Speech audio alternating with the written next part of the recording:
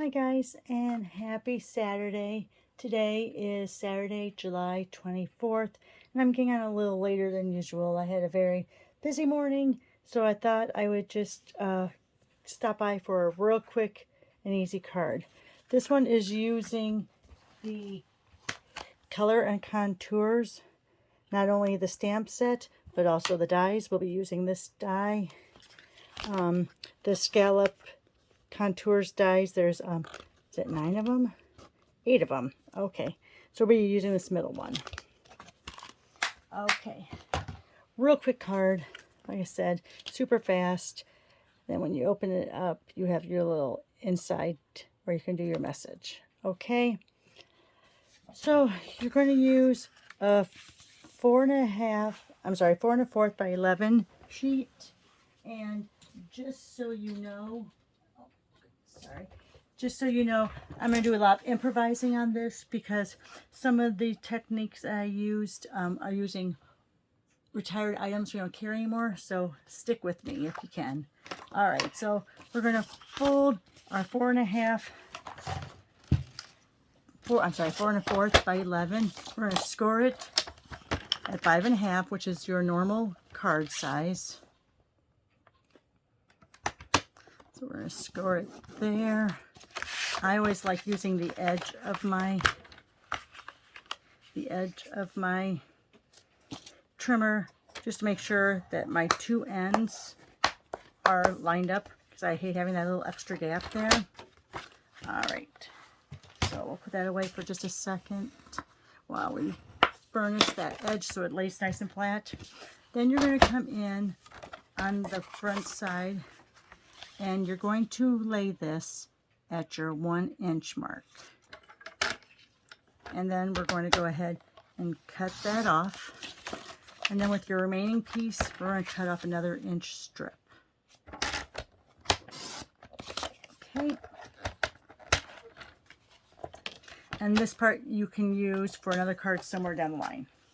All right, so what we're going to do here is we're going to bring out the mini Stamp Emboss cut machine, and we're going to use the dots folder. Okay, very cool folder. So what you're going to do is, with this, you'll see this is a regular folder, not a 3D. So standard embossing folders, you use your platform 1 and platform 3. So what we're going to do is we're going to do platform 1. And I know it's super close, but I don't have time to adjust my camera. I'm sorry. So platform 1, platform 3, and the embossing folder with the cardstock inside. Not a lot of attention. Don't think though it's not embossing, because when we take it out, there you can see it. Now if you wanted to do a second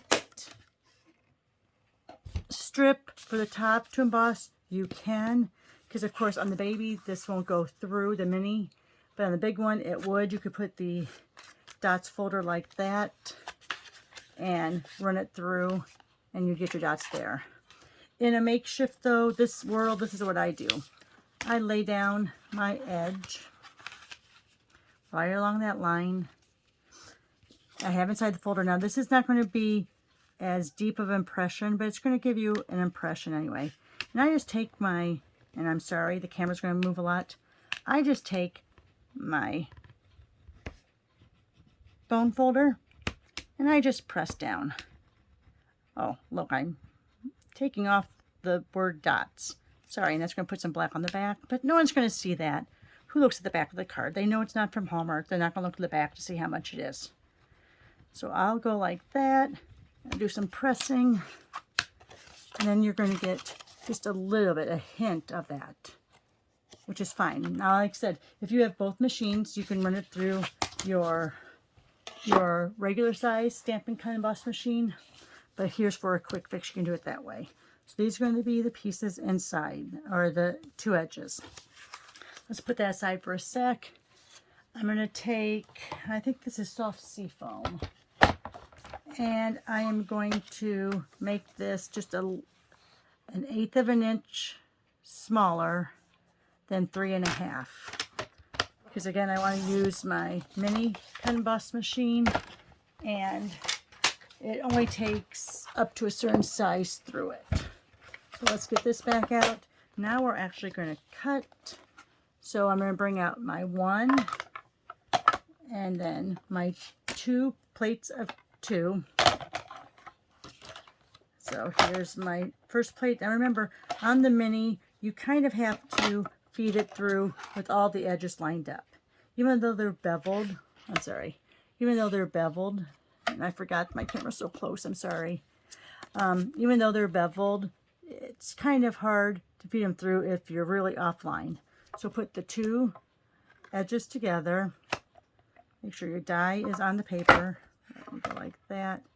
And then move it just a little bit over. Feed it in there. Hopefully you have those lined up. If not, you see it won't go through. So let me come back and get it lined up. Oh my goodness. I'm sorry. It's really, I have the camera so close that I can't really get up there to do it. Let me stand up. We'll try this again. Oh my goodness, people. I didn't have this much trouble on the first card. All right, see, that's where that beveled edge is. Let's put that down. If it doesn't go through this time, I'll bring out the Big Mama, but it does work. I just, in the heat of the moment of doing the video, it was going to try me. Sorry. There it goes. I really do have that camera down low, don't I? Sorry, guys. Well, you don't have to wear your readers when you're watching this one, or your glasses, or your contacts, because it's so close. Maybe I'll just stay standing up. That way I can see how close I am and out of frame. All right. So there's that with a nice stitching around the edge. Then we're going to take, let's see, let me get my pieces back out here, because now what we're going to do is we're going to line this up and we're going to tape it down. Now, anytime I've embossed on a card, I like using either the glue or the tear tape. I'm going to use it this time just because there's so much motion going on. Oh my gosh, it's starting to rain. All right, I want to make sure that it hits both sides, both of the strips. So I'm going to go ahead, hover it over there, looks good, and now press down. Okay, same with the back side. I'm going to put this on the edge there. Be nice if it rains just enough. It's been so hot and humid here in Chicago, as I've heard it is most everywhere, but a little bit of rain might do us good. All right, so I have this lined up to the bottom now. I'm going to flip this down, and I may be a little crooked, but you know what? Doesn't matter. All right. Then what we're going to do is we're going to do our 2 sayings. I have the Here For You Now and In Better Days Ahead. You want to make sure that you do this about an inch. Remember, we're an inch in with this strip and an inch in from that strip. So I'm going to ink it up, and I'm just kind of go right in the middle with that Y and the U right near the edge of the card. Flip it over and do about the same thing. Okay, so then you can see that on either side. All right, and let me grab a piece of very vanilla scrap from my little stash over here. So now this measures, between the 2 score lines is 4 inches, and between these 2 score lines is about 2 3/4. So I'm going to make this a little bit smaller. I'm going to make this I'm going to do 3/16 in from the 4. And I'm going to do 3/16 in from the 2.5. Hopefully I measured that right, and it wasn't 3.5.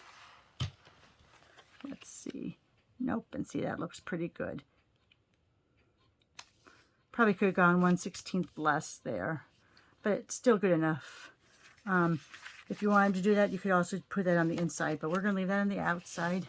Now, in the old days, we used to sell these tools, which I love this tool for, you know, distressing your edges. But we don't sell this anymore. And you want to distress that edge. I don't know if you could see it really good, but I kind of have that edge distressed there. So whereas your bone folder is being used as a tool for with use with your embossing folders, you can also do it to rough up your edges. Now all I'm doing is holding it pretty taut and just rubbing that against that edge. You don't want to do it too hard. You don't want to rip into your cardstock. Okay. The corners get a little tricky when they're longer like that. So here we go. And right there, we'll do a little bit more of distressing on that edge. Yeah, I miss some of the old tools. I really miss that distressing edger. I miss my embossing buddy, but you know, you can find things that work in the meantime when those products are retired and no longer available. You all know that you can use a used dryer sheet for your replacement for your embossing buddy, and you can use, like I just showed you here, you can use your score, your bone folder as a distressing guide. Okay, sorry, my throat is really dry.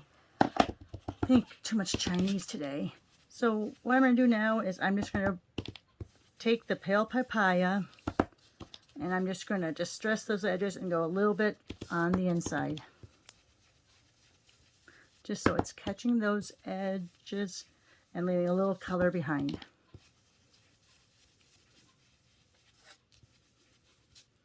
All right, so there you go with that. Get out my Memento stamp pad. Again, this is the flower from the contours set. I also noticed now that I have that lower, it's not as stable. I will adjust it soon. Sorry, I was doing another project earlier where I had to be really close up and just was lazy and didn't rearrange my camera stand back. All right. This is the, oops, that's the dark papaya. Want the light papaya. I'm going to go in on those edges.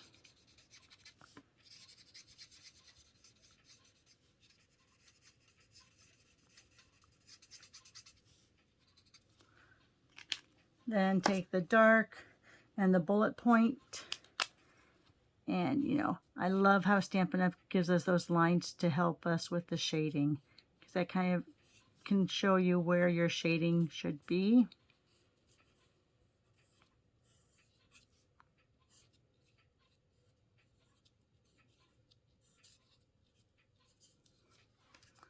Beautiful. Go a little bit darker there. The more you go over, the darker it'll get.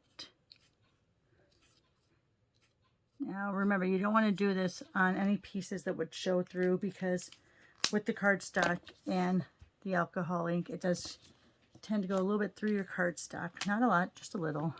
Again, with the bullet end, because this is a smaller area, I'm just going to get some of that greenery in there.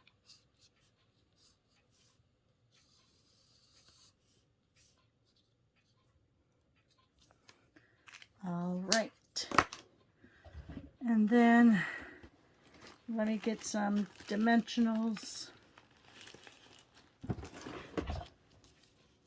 And someone asked why is your dimensional sheet so small? This is what I have left over from my Paper Pumpkin subscription. So it's always nice because with every Paper Pumpkin order, you get not only a stamp set, a spot, but you get dimensionals and glue dots in every single one, along with any accessories, ribbons that you need for the card. So I always have plenty left. So there's that. Look how nice that looks. Now again, I'm going to put a piece for the inside. You don't want it to be more than that 2 3/4 because that's how wide this is, remember? The inside line. And you don't want to see it through there. So then here's just a little, and you can make this longer if you want. I'm just going to make it centered right there in the middle. Again, I'm just going to use the tear and tape because it's out.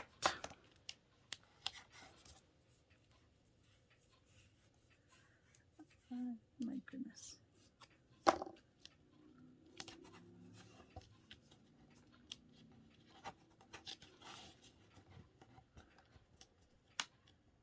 If I ever grew nails, I had nails for all about the first 3 months of the pandemic last year. They were growing really strong, and then, you know, life happens and they're not out there anymore. I don't have nails. I'm back to the Roxi we all know and love. So there's that. And let me go ahead and grab out my little embellishment stack. And I'm going to do the Genial Gems because those are kind of the same colors. Look at that. I don't know if those are really the colors they say. Let me see. Does it say anywhere? I think it does in the catalog. Anyway, those to me look just like pale papaya. And it's probably the soft succulent, but I'm going to pretend like they're the soft seafoam. So let me go ahead, grab this out, get my take your pick tool, and we're going to go, I think I want to do more green. So let's go ahead, we'll do 1, 2. I always push them down first a little bit just to help adhere that adhesive. And 3. All right, let me clean off this mess.